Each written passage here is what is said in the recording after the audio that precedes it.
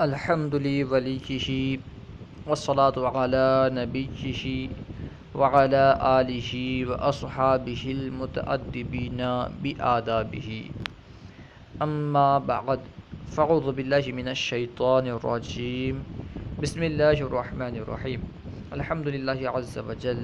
ہم تسہیل المصادر کے تقریباً 6 اسباق پڑھ چکے ہیں۔ آج انشاءاللہ عز وجل 7واں سبق پڑھیں گے، تو آئیے شروع کرتے ہیں۔ سبق نمبر 7 ماضی استمراری کا بیان۔ سبق نمبر 7 میں ماضی استمراری کا بیان ہے۔ سب سے پہلے مصنف ماضی استمراری کی تعاریف بیان کر رہے ہیں۔ ماضی استمراری وہ ہے جس سے گزرے ہوئے زمانے میں کسی کام کا پورا نہ ہونا سمجھا جائے، اسی لیے اس کو ماضی ناتمام بھی کہتے ہیں۔ ماضی استمراری کی تعریف کیا ہوئی؟ ماضی استمراری اسے کہتے ہیں جس سے گزرے ہوئے زمانے میں کسی کام کا پورا نہ ہونا معلوم ہو، مکمل نہ ہونا معلوم ہو، اسی وجہ سے اسی کا یعنی ماضی استمراری کا دوسرا نام کیا ہے؟ ماضی ناتمام۔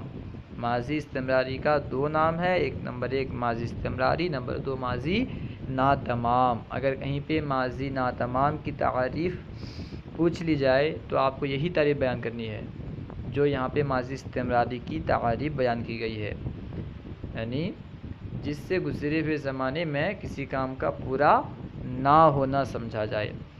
اب ماضی استمراری کس طرح بنائیں گے اسے بیان کر رہے ہیں۔ ماضی مطلق سے پہلے می یا ہمی زیادہ کر کے ماضی استمراری بناتے ہیں۔ ماضی استمراری کس طرح بناتے ہیں؟ ماضی مطلق سے پہلے می یا ہمی زیادہ کر کے ماضی استمراری بناتے ہیں۔ جیسے پرورد سے می پرورد، پرورد یہ ماضی مطلق کا صیغہ ہے۔ جب پرورد سے پہلے می زیادہ کیا گیا، می بڑھایا گیا تو ماضی استمراری بن گیا۔ اب یہاں مصنف علیہ رحمہ، یہ تو فارسی میں ماضی استمراری بنانے کا طریقہ تھا، حاشیے میں دیا ہے کہ اردو میں ماضی استمراری کس طرح بنائیں گے۔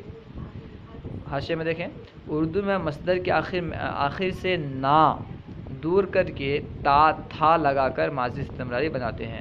آپ جانتے ہیں کہ اردو میں مصدر کے آخر میں نا آتا ہے، جیسے کھانا، جانا، پینا، آنا وغیرہ، یعنی اردو میں تمام مصادر کے آخر میں نا آتا ہے، تو اس نا کو ہٹا کر کے، نا کو گرا کر کے اس کی جگہ تا تھا لگائیں تو ماضی استمراری تیار ہے۔ جیسے مثال دیکھیں، پالنا، پالنا ایک مصدر ہے، اس کے آخر سے نا گرا کر کے تا تھا لگائیں گے تو ماضی استمراری ہو جائے گا، پالنا سے پالتا تھا، پالتا تھا۔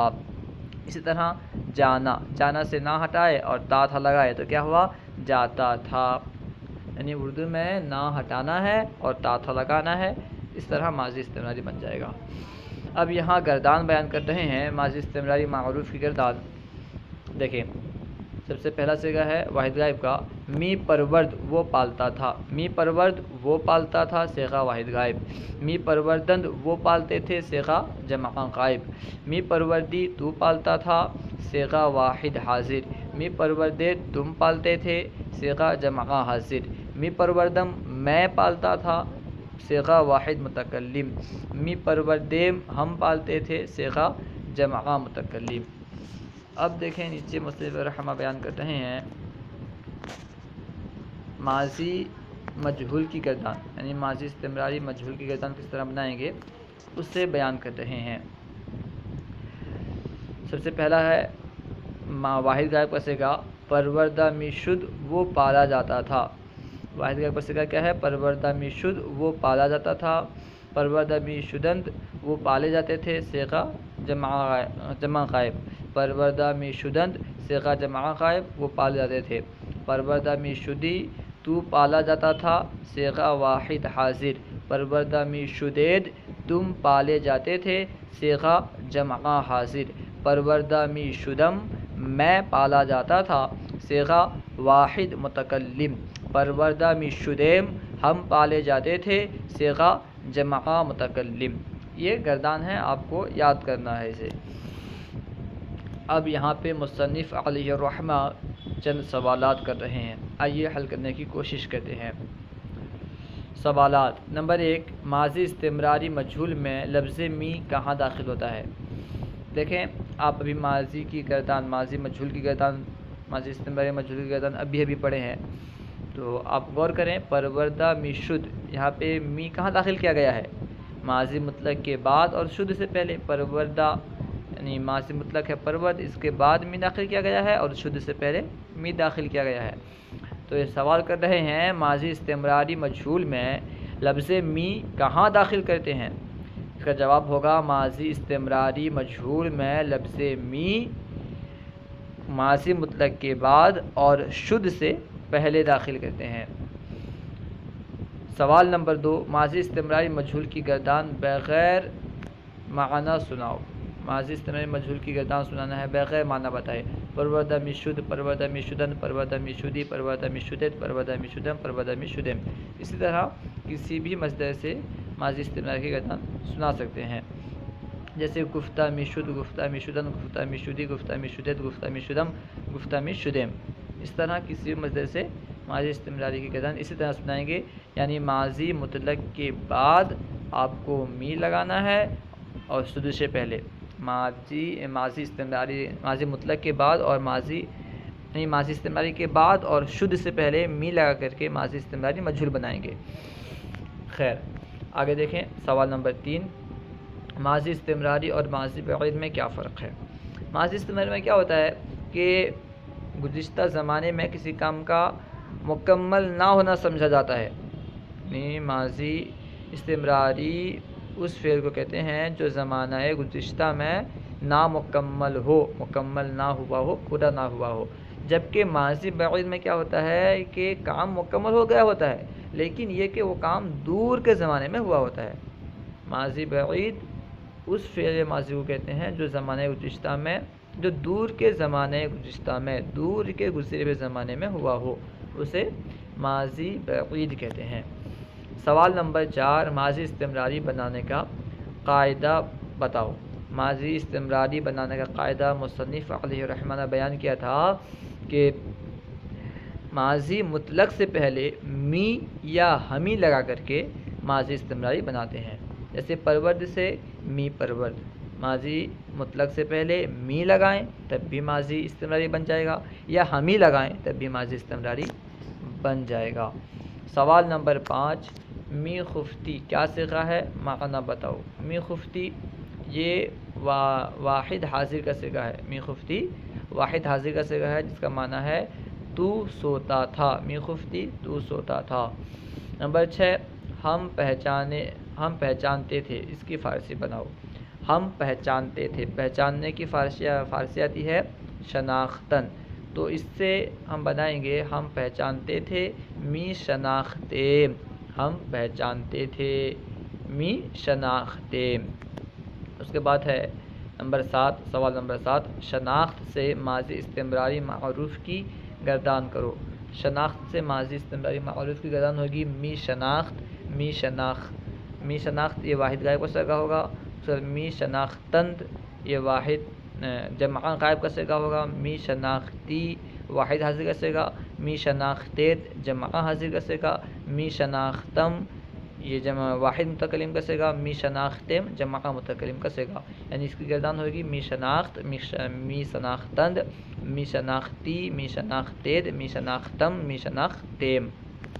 نمبر 8، آمر زدہ می شدید کا ترجمہ کرو۔ آمر زدہ معنی ہوتا ہے بخشنا، آمر زدہ می شدید یعنی تم بخشے جاتے تھے، آمر زدہ می شدید تم بخشے جاتے تھے۔ اب یہاں مصنف علیہ الرحمہ چند مصادر اور ان کا معنی بتا رہے ہیں۔ استادن ایک مصدر ہے جس کا معنی ہے کھڑا ہونا، استادن کھڑا ہونا، نشستن بیٹھنا، آمدن آنا، رفتن جانا، پوئیدن دوڑنا، جستن کودنا۔ اور ایک مطلب دیکھیں، استادن کھڑا ہونا، نشستن بیٹھنا، آمدن آنا، رفتن جانا، پوئیدن دوڑنا، جستن کودنا۔ اب یہاں چند جملے، چند الفاظ دیے گئے ہیں، چند فقرے دیے گئے ہیں جو کہ فارسی میں ہیں، ان کا اردو میں ترجمہ کرنا ہے۔ اردو میں ترجمہ کرو۔ می جستی، جستن معنی ہوتا ہے کودنا، می جستی یعنی تو کودتا تھا، می جستی تو کودتا تھا۔ اس کے بعد ہے پوئیدہ بدند، پوئیدن معنی ہوتا ہے دوڑنا، پوئیدہ بدند وہ دوڑے تھے، پوئیدہ بدن وہ دوڑے تھے۔ اس کے بعد ہے می رفتم، رفتن یعنی جانا، می رفتن میں جاتا تھا، می رفتم میں جاتا تھا۔ نمی آمدید، آمدن کا معنی ہے آنا، نمی آمدید تم نہیں آتے تھے، نمی آمدید تم نہیں آتے تھے۔ می نشست، نشستن کا معنی ہے بیٹھنا، می نشست وہ بیٹھتا تھا، می نشست وہ بیٹھتا تھا۔ استادہ بدیم، استادن معنی ہے کھڑا ہونا، استادہ بدیم ہم کھڑے تھے، استادہ بدیم ہم کھڑے ہوئے تھے۔ پرسیدہ می شدید، پرسیدن کا معنی ہوتا ہے پوچھنا، پرسیدہ می شدید تم پوچھے جاتے تھے، پرسیدہ می شدید تم پوچھے جاتے تھے۔ اس کے بعد ہے آوردہ نمی شدند، آوردن یعنی لانا، آوردہ نمی شدند وہ نہیں لائے جاتے تھے، آوردہ نمی شدند وہ نہیں لائے جاتے تھے۔ آمرزیدہ شدئی، آمرزدن یعنی بخشنا، آمرزدہ شدئی تو بخشا گیا، آمرزدہ شدئی تو بخشا گیا ہے، آمرزدہ شدئی تو بخشا گیا ہے۔ نمی خندیدم، خندیدم کا معنی ہوتا ہے ہنسنا، نمی خندیدم میں نہیں ہنستا تھا، نمی خندیدم میں نہیں ہنستا تھا۔ می پاشد، پاشدن کا معنی ہوتا ہے جھڑکنا، می پاشد وہ جھڑکتا تھا، می پاشد وہ جھڑکتا تھا۔ شناختہ نمی شدم، شناختن کا معنی ہوتا ہے پہچاننا، شناختہ نمی شدم میں نہیں پہچانا جاتا تھا، شناختہ نمی شدم میں نہیں پہچانا جاتا تھا۔ فارسی بناؤ، یہاں جو فقرے دیے ہیں اردو میں ان کی فارسی بنانی ہے۔ سب سے پہلے ہے ہم آئے تھے، آنے کی فارسی، آنے کے لیے آمدن استعمال ہوتا ہے، تو ہم آئے تھے، اس کی فارسی ہوگی آمدہ بودیم، ہم آئے تھے یہ ماضی بعید کا صیغہ ہے، ہم آئے تھے آمدہ بودیم، وہ بیٹھے تھے، او کے لیے وہ بیٹھے تھے، اس کی فارسی ہوگی بیٹھنے کی فارسی نشستن ہے، وہ بیٹھے تھے، اس کی فارسی ہوگی نشستہ بدند، وہ بیٹھے تھے نشستہ بدند۔ تم دوڑتے تھے، دوڑنے کے لیے فارسی میں پوئیدن استعمال ہوتا ہے، تم دوڑتے تھے، اس کی فارسی ہوگی می پوئیدید، می پوئیدید تم دوڑتے تھے۔ وہ نہیں کودتا تھا، کودنے کی فارسی آتی ہے جستن، جستن یعنی کودنا، تو وہ نہیں کودتا تھا، اس کی فارسی ہوگی نمی جست، نمی جست وہ نہیں کودتا تھا، نمی جست وہ نہیں کودتا تھا۔ تو نہیں پہچانا جاتا تھا، پہچانے جانے کی عربی، پہچانے کی عربی شناخت آتی ہے، تو نہیں پہچانا جاتا تھا، اس کی فارسی بنائیں گے شناختہ نمی شناختہ نمی شدی، تو نہیں پہچانا جاتا تھا، شناختہ نمی شدی تو نہیں پہچانا جاتا تھا۔ میں پہنچا تھا، میں پہنچا تھا یہ ماضی بعید کا صیغہ ہے، پہنچنے کے لیے رسیدن استعمال ہوتا ہے، میں پہنچا تھا، اس کی فارسی بنائیں گے رسیدہ بدم، میں پہنچا تھا، رسیدہ بدم میں پہنچا تھا۔ اس نے جھڑکا ہے، جھڑکنے کے لیے پاشیدن استعمال ہوتا ہے، اس نے جھڑکا ہے، اس کی فارسی ہوگی پاشیدہ است، اس نے جھڑکا ہے پاشیدہ است۔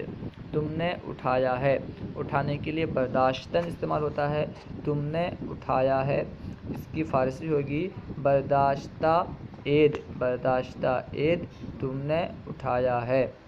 میں ملاتا تھا، ملانے کی فارسی پیوستن ہے، پیوستن یعنی ملانا، میں ملاتا تھا، تو اس کی فارسی ہوگی می پیوستم میں ملاتا تھا، می پیوستم میں ملاتا تھا۔ تو نہیں لایا تھا، لانے کی عربی ہوتی ہے آوردن لانا، تو نہیں لایا تھا، اس کی فارسی ہوگی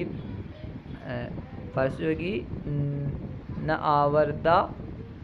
آوردہ بدی، تو نہیں لایا تھا، نہ آوردہ بدی تو نہیں لایا تھا، کیونکہ یہ ماضی بعید کا صیغہ ہے اس لیے بود لگائیں گے، استمراری کا صیغہ نہیں ہے۔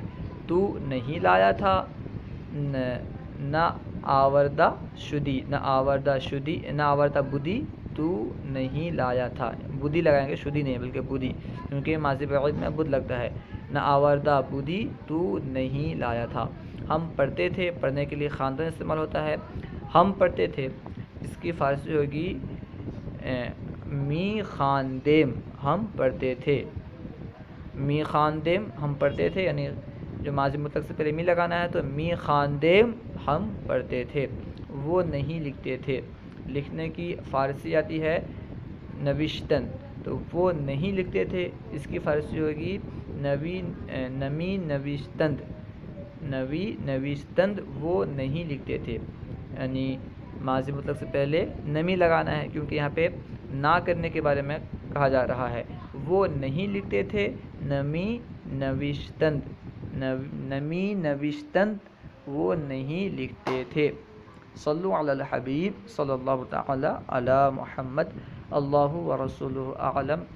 اگر کوئی بات سمجھ میں نہ آئی ہو یا کوئی سوال کرنا ہو تو کمنٹ باکس میں سوال کریں، انشاءاللہ عز و جل آپ کو جواب مل جائے گا۔ اور ہمارے یوٹیوب چینل فیضان درس نظامی کو ضرور سبسکرائب کریں۔ السلام علیکم ورحمۃ اللہ وبرکاتہ۔